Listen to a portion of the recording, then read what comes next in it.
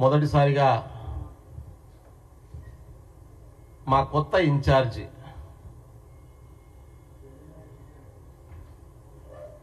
మీనాక్షి నటరాజన్ గారు రావడం, ఆ సందర్భంగా ఎక్స్టెండెడ్ మీటింగ్ జరగడం, దాంట్లో మీరందరూ సహకరించినందుకు మీ అందరికీ ధన్యవాదాలు. అదేవిధంగా ఎస్ఎల్బిసి టనల్లో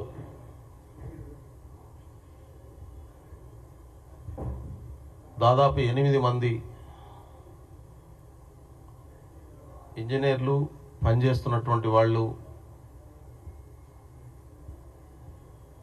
చనిపోయినరనేటటువంటి వార్తలు వస్తున్నాయి. అది నిజంగా చాలా దురదృష్టకరమైనటువంటి సంఘటన, బాధాకరమైనటువంటి సంఘటన. పొద్దున్నే ఉత్తమ్ కుమార్ రెడ్డి గారు మళ్ళీ అక్కడికి వెళ్ళడం జరిగింది. పూర్తిగా ఉత్తమ్ కుమార్ రెడ్డి గారు దాన్ని పర్యవేక్షిస్తున్నటువంటి పరిస్థితి ఉంది. ముఖ్యమంత్రి గారితో కోఆర్డినేట్ చేసుకొని. మిత్రులారా, నేను ఒక ముఖ్యమైనటువంటి విషయం మీ అందరితో మాట్లాడదామని ఈ ప్రెస్ కాన్ఫరెన్స్ పెట్టడం జరిగింది. మీ అందరికీ తెలుసు, కాంగ్రెస్ పార్టీ అధికారంలోకి వచ్చిన తర్వాత గత 14 నెలలుగా ముఖ్యమంత్రి రేవంత్ రెడ్డి గారి నాయకత్వంలో ఈ ప్రభుత్వం చాలా సీరియస్గా ఒక్కరోజు కూడా రెస్ట్ లేకుండా మధ్యలో ఒక 3 నెలలు ఎన్నికల కోడ్ పెట్టి, పార్లమెంట్ ఎన్నికల కోడ్ పెట్టి మాకు కాళ్ళు చేతులు కట్టేసినట్టు చేసినా కానీ పని చేసుకుంటూ ముందుకు పోతున్నటువంటి పరిస్థితి. అద్భుతమైనటువంటి పథకాలని, ఇచ్చినటువంటి ప్రామిసెస్ని ఒక్కొక్కటిగా అమలు చేసుకుంటూ చిన్నాభిన్నమైనటువంటి ఆర్థిక వ్యవస్థను గాడిలో పెడుతూ ప్రజలకు ఇచ్చినటువంటి హామీల్ని నెరవేర్చుకుంటూ ముందుకు పోతున్నటువంటి పరిస్థితి. అయితే దేశవ్యాప్తంగా బీజేపీ మూడోసారి అధికారంలోకి వచ్చిన తర్వాత మరింత దూకుడును పెంచుతూ భారత రాజ్యాంగ విలువల్ని విధ్వంసం చేస్తున్నటువంటి క్రమంలో మహాత్మా గాంధీ గారు కాంగ్రెస్ పార్టీకి 1924లో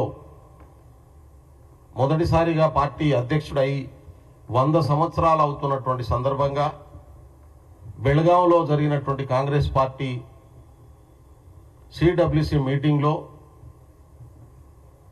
జై బాపు, జై భీమ్, జై సంవిధాన్ అనే నినాదంతో దేశవ్యాప్తంగా ప్రతి గ్రామంలో గాంధీజీ ఐడియాలజీని విస్తృతంగా తీసుకెళ్లాలనేటటువంటి నిర్ణయం కాంగ్రెస్ పార్టీ తీసుకున్నది. దాన్ని విస్తృతంగా పని జరుగుతున్నటువంటి పరిస్థితి ఉంది.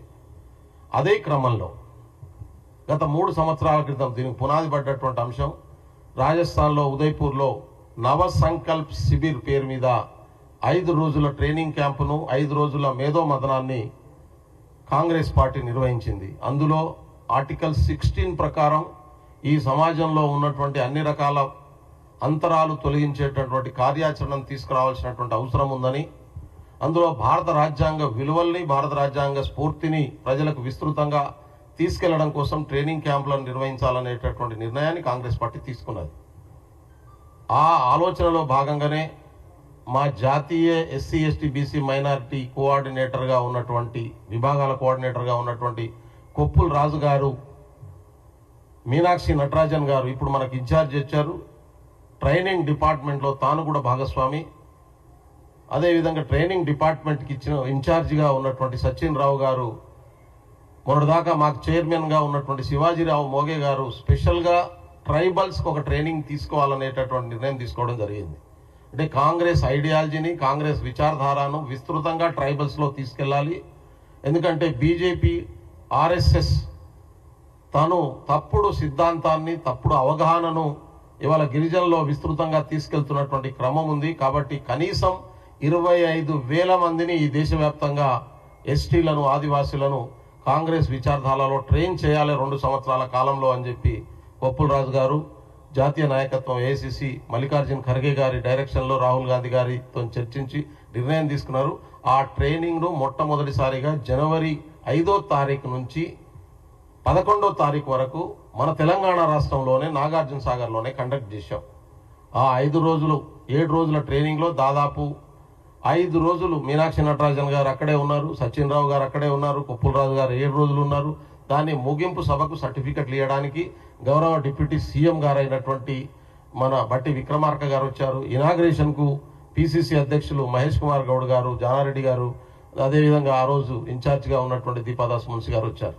ఆ ట్రైనింగ్లో మొదటిసారిగా అంటే నాకు కాంగ్రెస్ పార్టీ సిద్ధాంతం చదువుకున్నప్పటికీ ఒక రకమైనటువంటి వాస్తవాల పునాది మీద ఎట్లా కాంగ్రెస్ పార్టీ ఐడియాలజీ ఉంటుందనేటటువంటి ట్రైనింగ్ను నేను ఆ రోజు తెలుసుకోవడం జరిగింది.